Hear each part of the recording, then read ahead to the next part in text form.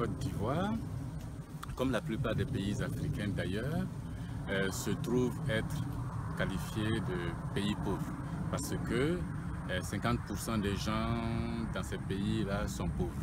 Et quand on regarde bien, c'est ceux qui vont au champ, qui s'adonnent à l'agriculture, qui sont aussi les plus pauvres.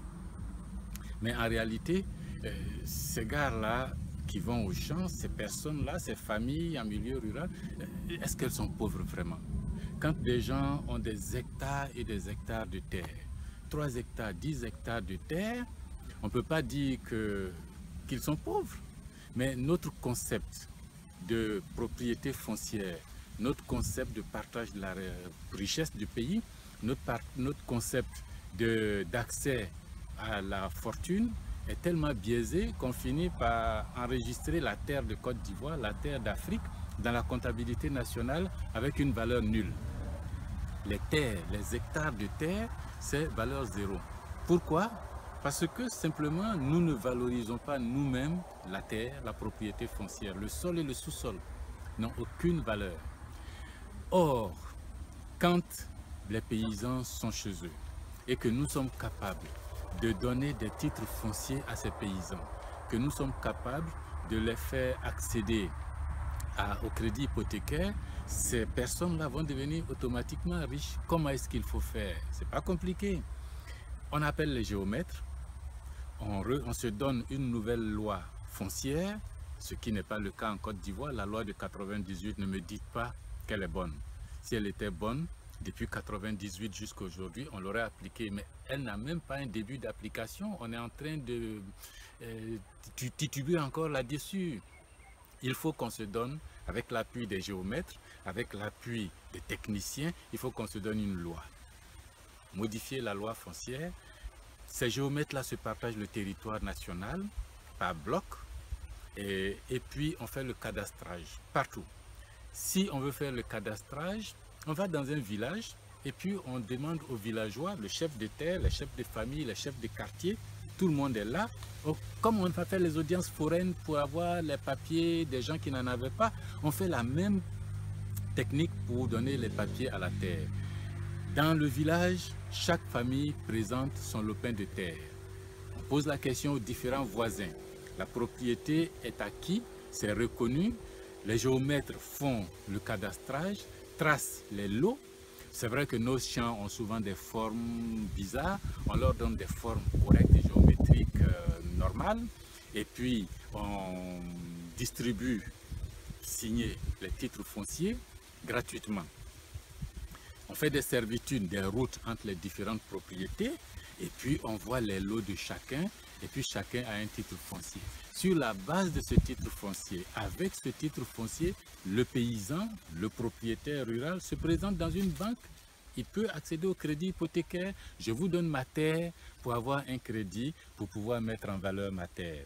Si ce crédit est bien utilisé, si ce crédit permet d'accéder à des technologies agricoles, à des techniques agricoles efficaces, le paysan fait une vraie plantation de manioc, une vraie plantation d'igname, une vraie plantation de riz avec les techniques, les engrais, les machines qu'il faut, recrute une main d'œuvre qualifiée, ces jeunes que nous formons dans les écoles agricoles là, qui vont travailler, il leur paye un salaire adéquat et puis la productivité de son champ va augmenter, le rendement à l'hectare de ce champ va augmenter et puis avec ce rendement à l'hectare, il vend une production plus grande, il encaisse de l'argent en plus grande quantité, il paye son banquier et puis il a le reste pour lui-même. Je ne dis pas que dès le début, il va devenir riche, mais au moins il va commencer à se prendre en charge. Saison après saison, récolte après récolte, il y a accumulation de richesses. L'État y gagne, parce que tous nos discours sur la pauvreté des paysans s'est terminé. Et puis bien évidemment, ça n'a qu'une contrainte pour l'État, c'est d'arrêter de fixer les prix de ces produits agricoles-là. Les paysans vont calculer leur coût de production, la terre, les ouvriers, les engrais, les machines vont coûter combien, le kilo de produit que je sors m'a coûté combien, donc je vais le vendre combien sur le marché pour gagner combien en plus. Et puis ce sont ces marges-là, ces petites valeurs ajoutées qui vont enrichir le paysan. L'État, une fois qu'il a distribué les titres fonciers gratuitement partout, peut s'endetter bien sûr 1000 milliards ou 2000 milliards où il veut sur le marché financier pour payer les géomètres et tous les déscolarisés, les ex-combattants qu'on va utiliser pour appuyer le cadastrage, l'État paye. Mais une fois que c'est fait, l'État peut laisser passer une récolte. À la seconde récolte, on peut imposer dans le budget une taxe foncière sur le foncier rural. N'allons même pas loin, prenons 1 franc CFA, 1 franc CFA par mètre carré. Si quelqu'un a 1 hectare, ça lui fait 10 000 mètres carrés, il paye 10 000 francs comme impôt foncier annuel. S'il a de plus grandes plantations, il va payer beaucoup plus cher. Mais vous imaginez, sur 322 000 km² de notre pays, si on élimine tout ce qui est ville, village, rivière, route et sites protégés de forêts et de parcs, et qu'on se dise par hypothèse qu'on n'a que 200 000 km² cadastrés et pour l'exploitation agricole. Si vous mettez sur ces 200 000 km² 1 franc de taxes foncières par an, c'est 200 milliards de francs CFA que vous encaissez, 1 franc par mètre carré, 200 milliards. C'est 200 milliards supplémentaires qui vont apparaître au budget de l'État. C'est la dette extérieure en moins, et puis c'est le remboursement de l'emprunt initial qui est payé.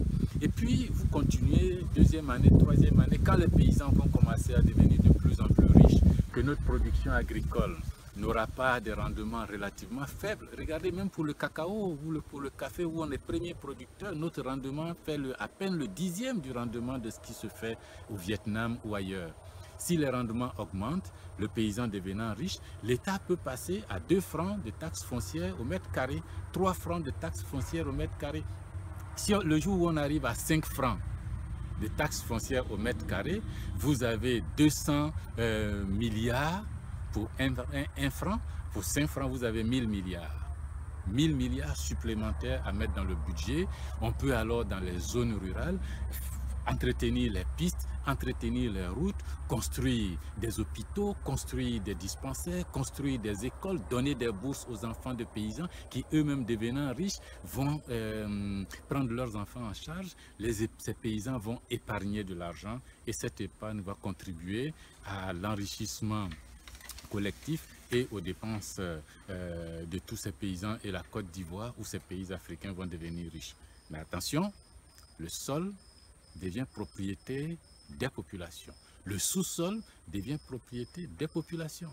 Si dans mon champ, je creuse pour chercher de l'eau pour boire pour les ouvriers, que je tombe sur de l'or, c'est pour moi l'or en tant que propriétaire foncier. C'est aussi cela la propriété. Et quand on dit la Côte d'Ivoire nous appartient, notre pays c'est l'Afrique, notre pays c'est... Il faut être propriétaire de la terre et du sous-sol. Ce sous-sol-là, j'ai de l'or. C'est à moi d'aller chercher une compagnie d'exploitation aurifère. Je fais des contrats avec. Si je ne sais pas le faire, il y a des notaires, des avocats en ville et aussi ont des marchés, des contrats d'exploitation de cet or. Si c'est du diamant, je vais signer avec des bourses qui viennent exploiter ce diamant. Je signe un contrat d'exploitation. Des bourses deviennent riches. Moi, je deviens riche. L'État, lui, l'attend à la sortie pour payer ses impôts, lui aussi devient riche et c'est comme ça que les familles, les populations deviendront riches.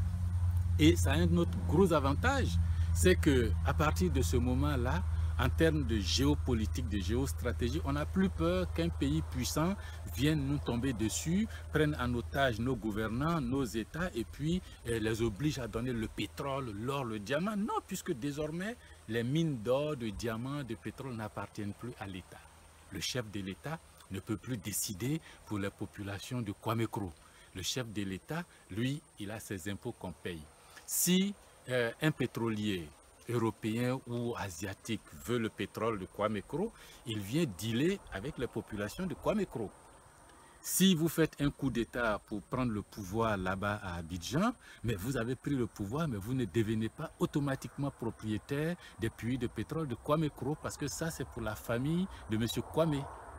Et du coup, les coups d'État, les conflits ethniques, les conflits entre nous, élites politiques, pour contrôler les richesses et nous enrichir, vont finir parce qu'il n'y a plus d'enjeu. Et l'avantage d'enrichir les populations, c'est cela, on transforme ce capital mort, cette terre, d'Abidjan jusqu'à Tengrela, la brousse à droite, la brousse à gauche, on transforme ça en capital vivant. On transforme ça en richesse pour nos parents. Les populations devenant riches, l'État devient riche et puis tout le monde s'en sort. Moi, je crois que la réconciliation passe par là. Parce que nos petits conflits là, c'est la pauvreté qui les entraîne. Si on règle les problèmes de ce type-là, c'est terminé. Et les banques, bien sûr, de petites réformes pour rendre les banques elles-mêmes plus opérationnelles, capables de financer la production agricole, alors qu'aujourd'hui, elles financent le commerce de produits agricoles d'exportation. Il faut que le banquier puisse financer la production de manioc, la production de taro, la production de patates, la production de riz. Mais pour ça, le paysan doit avoir une garantie. Et c'est le titre foncier qu'on lui donne gratuitement là, qui est sa garantie. Vraiment, tout se tient. Notre développement, notre sous-développement, ce n'est pas une fatalité. Il suffit de vouloir faire quelque chose pour les plus pauvres, qui sont en réalité les gens les plus riches. Il faut transformer simplement leur capital mort en capital vivant.